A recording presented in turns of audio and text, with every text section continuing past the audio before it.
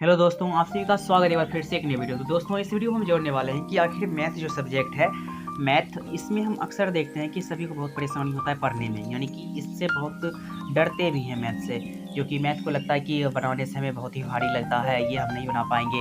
ये जो है मैथ एक ऐसा सब्जेक्ट है जिसमें देखते हैं कि बोर्ड एग्जाम में ज़्यादा से ज़्यादा क्रॉस रोज लगता है। तो आज इसी वीडियो में हम जानेंगे कि आखिर हमें मैथ को किस तरह से पढ़ना चाहिए कि ताकि उसमें हमें क्रॉस रोज बिल्कुल ना लगे। तो चलिए वीडियो को शुरू करते हैं। अगर चैनल पर नए आए हो तो चैनल को भी सब्सक्राइब जरूर कर ले। सबसे पहले हम जानेंगे मैथ में आखिर हमें कैसे कैसे पढ़ना है। सबसे पहला है जो मैथ में क्या क्या चीज़ है उसके बारे में पहले समझते हैं। मैथ में जो है पहला है थ्योरी। मैथ में एक होता है थ्योरी और एक होता है सॉल्विंग क्वेश्चन।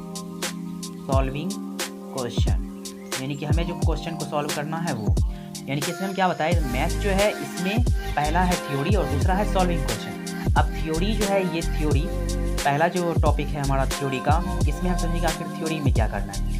थ्योरी में भी दो पार्ट हैं, यानी कि पहला एक पार्ट हो जाएगा फार्मूला, यानी थ्योरी जो है उसमें एक है फार्मूला, और दूसरा हो जाएगा डिफिनेशन।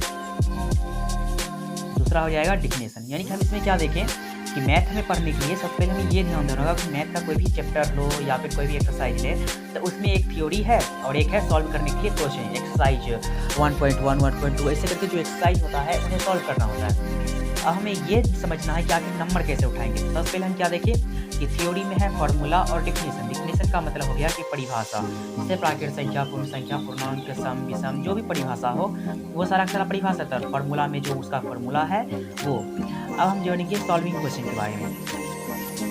सॉल्व क्वेश्चन, ये सब जो है ये हुआ सॉल्व क्वेश्चन करने के लिए।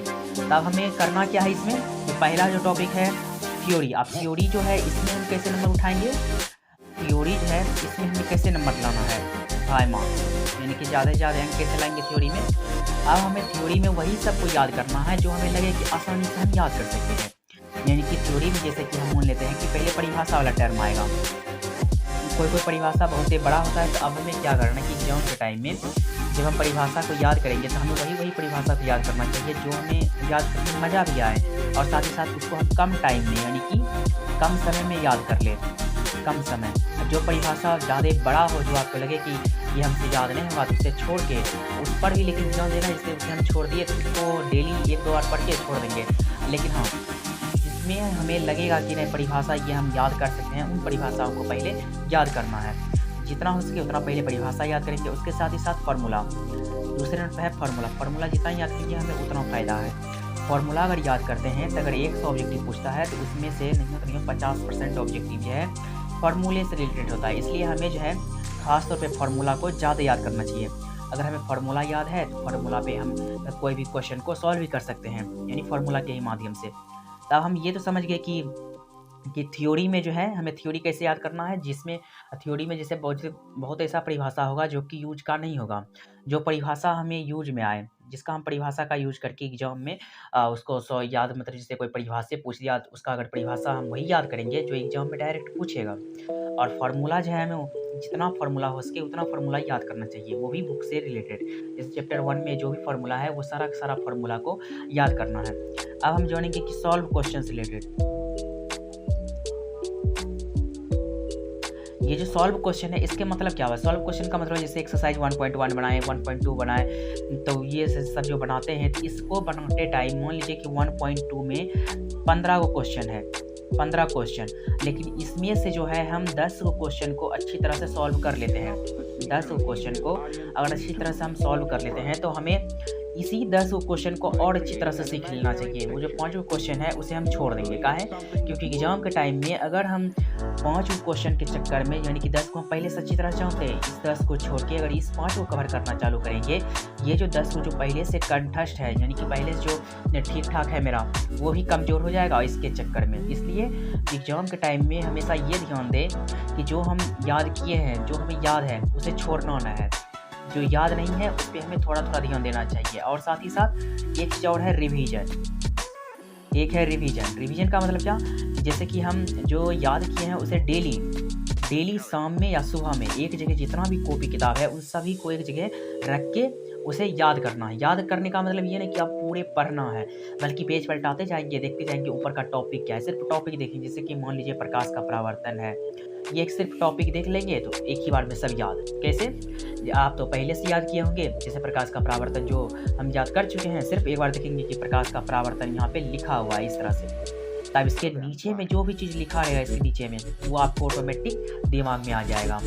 इसमें हम क्या समझे कि मैथ में अगर नंबर उठाना है तो हमें करना क्या है, पहले फॉर्मूला को याद करना है। पहला है फॉर्मूला को याद करेंगे। दूसरा उसके बाद डिफिनेशन जो होता है, डिफिनेशन वाला टर्म उसको याद करेंगे।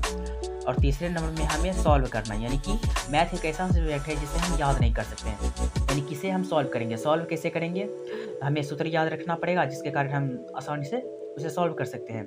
उसके साथ ही साथ जब भी हम मैथ को हल करेंगे, जो चैप्टर हमें लगेगा कि ना ये चैप्टर हम आसानी से बना सकते हैं, उस चैप्टर पे ज़्यादा मेहनत करना है। और जो चैप्टर लगेगा कि इस चैप्टर पे हम नहीं कर पाएंगे, जो चैप्टर आपको पूरे मतलब बोरिंग लगे, साफे लगे कि ये हम नहीं समझ पाएंगे, उसमें अपना दिमाग भी नहीं लगाना है, क्योंकि एग्जाम के टाइम में हमें उस पर दिमाग खर्च करना है जो हमें नंबर दे सके, जिसमें हम पहले से जानते हैं कुछ। अगर हम दूसरे जगह अगर अपना माइंड को यूज करेंगे, जैसे कि मेरा 10 वो चैप्टर है, 10 चैप्टर, और 10 चैप्टर पूरे एकदम क्लियर है, जिसमें से कोई भी क्वेश्चन पूछेगा तो उसका आंसर हम दे सकते हैं। अब मान लीजिए 5 चैप्टर बाकी है, एग्जाम का टाइम है, तब हमें करना क्या है, अब इस 10 चैप्टर जो मेरा पहले से कंटेस्ट है, इसी को पहले अच्छी तरह से और कंटेस्ट कर लेंगे ताकि इसमें हम नंबर उठा सकें। अब इसको छोड़ के अगर ये 5 चैप्टर को रिकवर करना चालू करेंगे तो वैसे होगा क्या, वैसे मेरा जो ये 10 वो चैप्टर है ये भी हम भूल जाएंगे। अभी के टाइम में जो देखते हैं कि बच्चा सभी पढ़ता है, बच्चा जो है जितना भी वो सब पढ़ता है, लेकिन सब जो है फर्स्ट डिवीजन जो पढ़ता है, वो पढ़ने का जो तरीका है वो है एकदम पहले उसके बारे में सर्च करना। अगर मैथ है तो मैथ में हमें ये पता करना होगा कि आखिर क्वेश्चन पूछता है, क्वेश्चन जो है पूछता कहाँ से, हमें ये जानना बहुत ही जरूरी है कि क्वेश्चन पूछेगा। इस चैप्टर से जहाँ क्वेश्चन पूछता है, जो चैप्टर ज़्यादा अंक वाला है, जो चैप्टर में ज़्यादा नंबर देगा उस चैप्टर में हमें ज़्यादा ध्यान देना चाहिए। ये एकदम जायज़ है कि जो चैप्टर हमें ज़्यादा अंक देगा, जैसे कि त्रिकोणमिति देखते हैं क्लास 10th का जो चैप्टर है, वो कहता है 20 नंबर का अकेले त्रिकोणमिति पूछता है, तो वो जो है उस चैप्टर पे हमें ज़्यादा मेहनत करना चाहिए, क्योंकि वो 20 का आता है। जब अकेले वो 20 नंबर पूछेगा 100 में, कितना इम्पोर्टेंट है वो। बाकी जो चैप्टर है 5 नंबर सब पे हमें उतना ध्यान नहीं देना है। पहले जो जो रहेगा, जैसे एक सीरीज बना लीजिए, सबसे ज़्यादा जो नंबर देगा उसको 1 नंबर में रखिए, थोड़ा जो कम नंबर देगा उसको 1 नंबर में, 2 नंबर में, ऐसे एक सीरीज बना लीजिए। और ये पता करिए कि कौन चैप्टर से हमें नंबर कहाँ से पूछता है और कितना नंबर पूछेगा, और उसके अनुसार से मेहनत करना चाहिए। इससे हम क्या सीखिए कि सबसे पहले मैथ में नंबर उठाने के लिए थ्योरी को याद करें, फॉर्मूला याद करें, और जितना भी सॉल्व करने वाला क्वेश्चन है हमें वही क्वेश्चन को सॉल्व करेंगे जो हमें लगेगा कि हम कर सकते हैं सॉल्व, और जो नहीं जानते हैं उसको भी करना है, लेकिन इसमें थोड़ा बहुत मेहनत करके उसको भी रिकवर करना है। और एक है रिवीजन, रिवीजन बहुत ज़रूरी है। चलिए दोस्तों, अगर आपको यह वीडियो पसंद आए तो चैनल को सब्सक्राइब जरूर कर लीजिएगा।